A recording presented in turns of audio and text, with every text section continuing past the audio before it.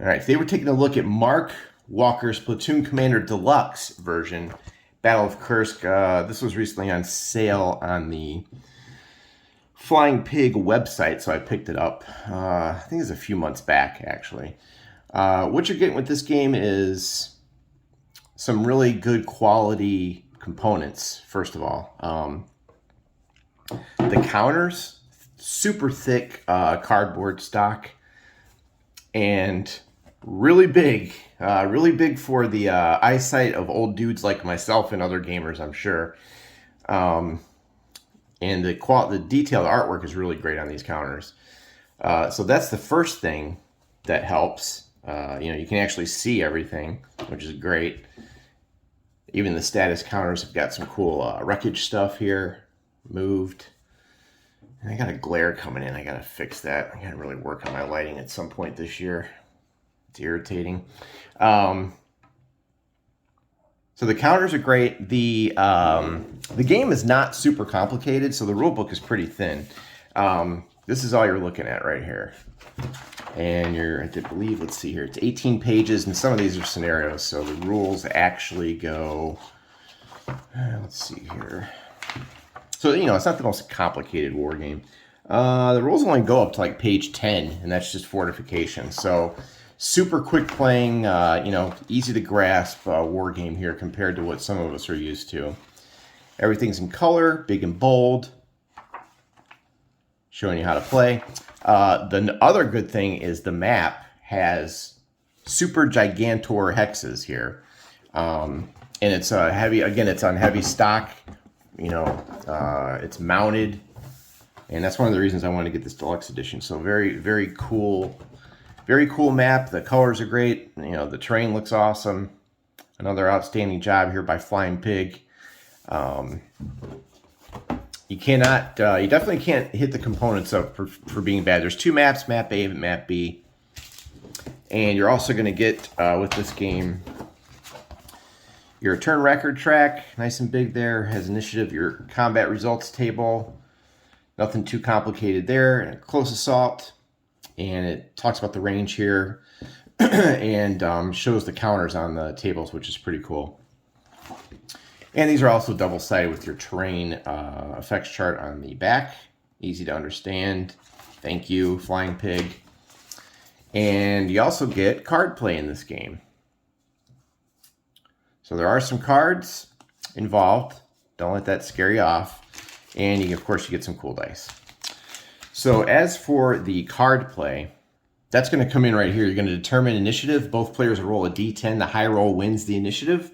If there's a tie during any rolls or re-rolls, the re-rolling stops and the player who did not have the initiative the previous turn is given the initiative. Then you get your action cards. Like during the scenario setup, you're going to get a designated number of action cards from the draw pile, and then during the same phase on subsequent turns, each player is going to draw the scenario designated number of cards from the pile. The player with the initiative draws first, and you play the cards when they're appropriate. So for the German player, of course, you're going to look down here, like conduct an airstrike. The German player must discard all artillery cards in their hand. You could play that. 6 firepower attack. Artillery barrage. Turn the tables. Draw and place in your hand a random card from the Soviet player's hand. Very interesting there. Lets you play the other side. So there's a little bit of card play going on. So just a heads up on that if you're not a fan of cards and war games or, random factors like that. That is involved. The card's very nice stock, glossy laminated, so I do appreciate that. So that's kind of how the cards come into play. Then there's a rally phase, a fire phase, movement phase, close assault, your basic housekeeping. Aid and focus is interesting. This is where you use your position as a commander to influence the battle. The players alternate performing tasks with their focus and or aid marker as outlined below. And that's going to let you take the marker and you flip the marker to the side displaying 2 dice. Move the marker 3 hexes from its previous position, but not if the marker is accompanied by a moving unit. Place the marker on the map displaying 1 die. And what that lets you do is, it's going to let you re-roll certain things. So say this focus marker is present in a hex executing an attack. The owning player can re-roll the indicated number of dice on the little counter right there. So it kind of lets you use your generalship to influence the battle, and you can move that around the board and things like that. So that's kind of neat. Your fire combat's the standard thing there. And you do have line of sight to worry about. And to attack armored fighting vehicles, they go over that. To attack leg units, so there's a difference between the two types. And you can get disrupted, step, no effect. And there's also opportunity fire. Flanking fire, which is kind of neat. If you're targeted by 2 enemy units in such a manner that the LOS from the second unit enters the target unit's hex via a side or spine that is not adjacent to the original fire's hex, you get a flanked. And you mark it with a flanked marker until the end of the fire phase. So yeah, pretty zoomed in platoon level look at the Battle of Kursk. And there's your line of sight examples. Not as complicated as, say, something like Panther. So yeah, I kind of like this game. It's going to be a quick playing, easy to learn war game, and the components are just awesome. Scenarios, you got take the high ground, breach of the first defensive belt. Of course, this is all referring to the Battle of Kursk. 16 Tank Corps meets the Tiger, it's an interesting setup right there too. German player sets up first. He gets a Tiger tank,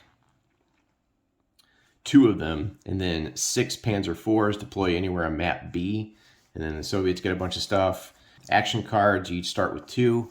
You have Scenario 4, Rokossowski, dug in and hull down. Scenario 5 is Pincer at Ponnery Station. 6 is Mini Stalingrad, and every available Stuka. Scenario 7, and we're still going. 8, 9, that's the southern edge, River Bridgehead. 10, push of the 2nd SS Panzer Corps. You have 11A, and then they do 11B, 11C, and 12 is rear guard. 12 scenarios, here's your credits. So not a bad little game. It was on sale. The components are great, so I picked it up, and I'll definitely get around to it at some point.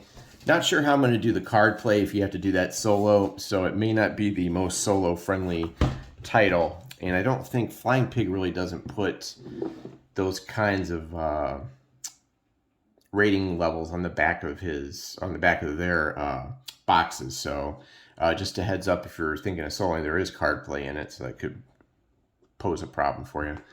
All right, that's the Battle of Kursk Platoon Commander Deluxe version. And hopefully I can get this out sometime this year with the massive backlog that I have. All right, thanks for watching.